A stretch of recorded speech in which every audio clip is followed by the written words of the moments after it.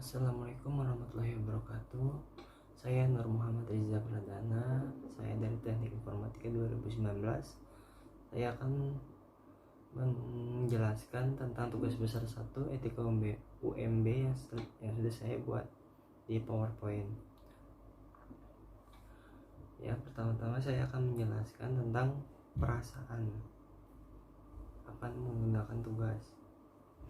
Perasaan adalah suatu keadaan dalam kesadaran manusia yang karena pengaruh pengetahuannya dinilai sebagai keadaan positif dan negatif.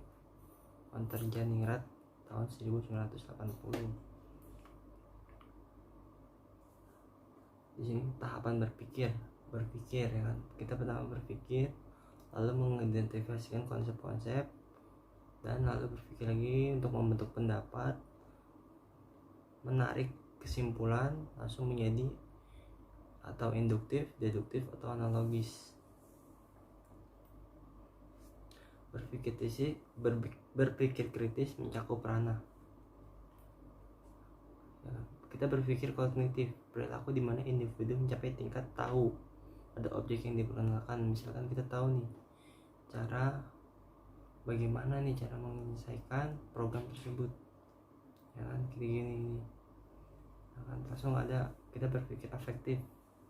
Lagi berpikir afektif, perilaku di mana individu mempunyai cenderungan untuk suka atau tidak suka pada objek. Misalkan kita ingin membuat program tentang bengkel, tapi kita malah membuat program tentang yang lain, jadi kita tidak suka.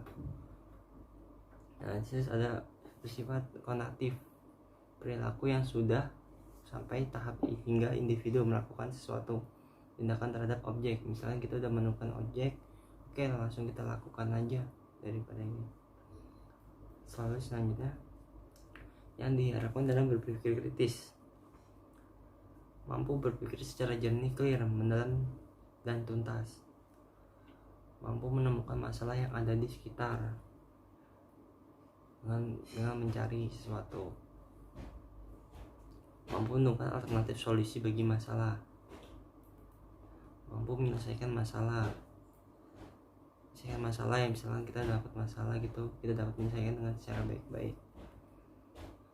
Belajar berpikir kritis berarti membiasakan diri berkomunikasi dengan banyak orang, belajar untuk membiasakan diri mengenal, mencermati, mengevaluasi, dan memperbaiki diri sendiri. Membiasakan diri untuk memahami proses terjadinya sesuatu, bertanya mengapa sesuatu terjadi, memahami alur dari proses berpikir mulai dari input, proses, hingga output. Komponen kognitif merupakan representasi apa yang tercapai oleh individu, pemilik sikap, berisi beresepsi, kepercayaan, dan stereotipe yang dimiliki individu mengenai sesuatu. Mann 1969. Sesuatu yang telah terpolakan dalam pikiran tidak selalu akurat.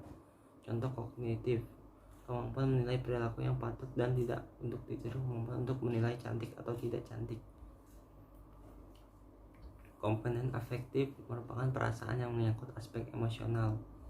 Perasaan yang dimiliki terhadap sesuatu banyak dipengaruhi oleh kepercayaan atau apa yang kita capai sebagai benar berlaku bagi objek termasuk. Contoh afektif: perasaan mencintai seseorang sudah melibatkan emosi. Komponen konatif merupakan aspek kecenderungan perilaku tertentu sesuai dengan sikap yang dimiliki oleh seseorang. Bagaimana orang berperilaku dalam situasi tertentu dan terhadap stimulus tertentu akan banyak ditentukan oleh bagaimana kepercayaan dan perasaannya terhadap stimulus tersebut. Kecenderungan di perilaku belum tentu akan benar-benar ditampakkan dalam bentuk perilaku yang sesuai. Menurut Freud, konasi merupakan wujud dari kognisi dan afeksi dalam bentuk tingkah laku. Contoh konatif: menyatakan cinta kepada lawan jenis. Perbedaan perasaan dengan emosi. Perasaan: 1. Dialami dalam derajat lemah atau sedang. 2. Tidak atau jarang disertai gejala fisik sehingga sulit diketahui oleh orang lain. 3. Dapat berlangsung dalam waktu yang lama. Pada saat berlangsung, rasio masih tetap berfungsi. Emosi 1. Dialami dalam derajat yang kuat. 2. Selalu disertai dengan gejala fisik sehingga dapat diketahui oleh orang lain. Berlangsungnya tidak lama.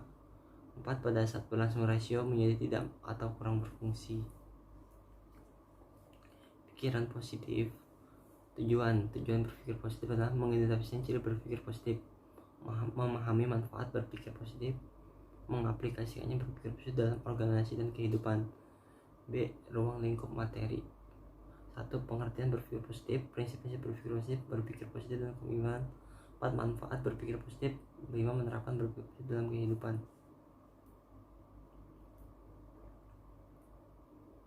Pengertian berpikir positif berarti melihat segala sesuatu yang dihadapi atau diamati dari segi positif dan membiarkan pikirannya berproses secara positif yang mempengaruhi sikap dan perilaku menjadi positif.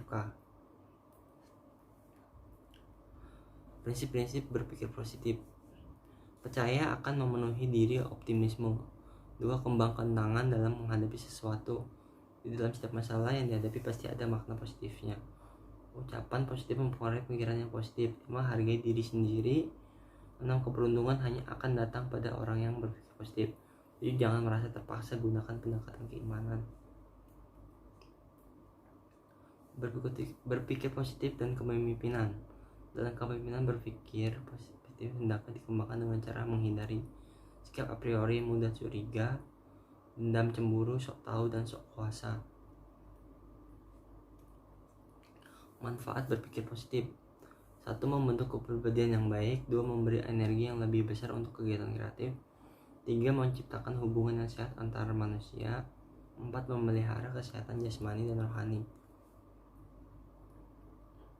Langkah-langkah menerapkan berpikir positif dalam organisasi dan kehidupan. 1. Pahami baik-baik konsep berpikir positif. Cobalah dalam kehidupan sehari-hari. 3. Perkembangan berpikir positif dan negatif atau mengikuti pada pengukuhan psikologis. Berpikir positif menuntun kehidupan yang sekondisi seperti banget alur di bawah ini. Nah, prasangka. Dalam prasangka itu ada 2 berpikiran antara tindakan positif dan tindakan negatif. Dan jika tindakan positif, kita akan saling percaya, saling kooperatif, terbuka, dan performa terbaik. Jika tindakan negatif, defensif, tertutup, menahan, non kooperatif, performa tubuh. Nah, dari tindakan positif, sisi positif dan sisi negatif.